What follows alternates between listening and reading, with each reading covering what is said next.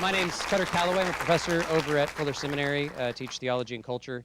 And part of the sort of beginning of this event was this question that we had about this slate of horror films that are coming out. And what's pretty interesting, recently there's quite a few that have come out, but then over the past 10, 15 years, regardless of sort of the ups and downs of whether it's superheroes or whatever else is in vogue, one thing remains pretty constant, and that is movies that engage the question of evil and fear, right? And so part of the question we were asking is, the odd part of that is that religious people, people of faith, Christians in particular, seem to be the least likely people to be engaged in a conversation with that, which is a tragedy because historically it's religious communities that have told some of the best horror stories and some pretty horrific ones for some good ends, right? And so our question really tonight was, what does that look like? What does it mean for people, both religious and non, to engage the question of evil in the modern world? How does it shape our imagination? How does it help us navigate and think about fear and evil and the horrors that plague us? And then maybe how does it prompt us to a different sort of posture towards each other in the world?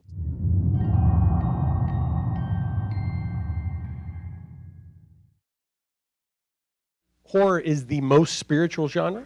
It's laden inherently with these questions of evil and demons and is there a supernatural realm? So I feel like people of faith should not be scared of it, right? But instead should kind of wade into it and sort of say, well, this is actually our area of expertise, right? If we look at the biblical tradition, Jesus was wrestling with the devil before he even started his public ministry.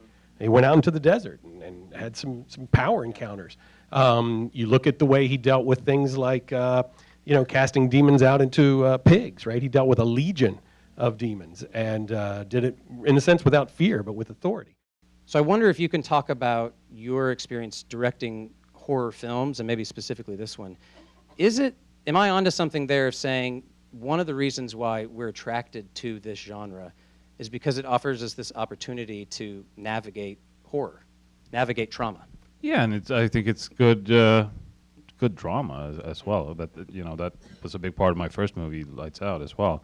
But it's especially in this, it's about a family who has tragedy strike in their life, and they don't deal with it in the right way. Like they can't really deal with it, so they invite evil into their lives. Really, I think horror, especially the Conjuring universe, points out the ways that the forces of evil assert themselves in people's lives in a dramatic way, through deception, by playing on people's vulnerabilities, by convincing people that something destructive is good, by offering a possibility that's too good to be true that turns out to be too good to be true. Essentially forms of temptation.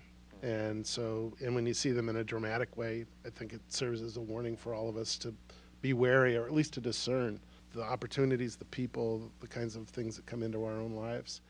Well, it's interesting if you think about Grimm's fairy tales, those were directed at kids, at children, and I think it was designed to teach them to be savvy and to maybe see through those that would seek to deceive.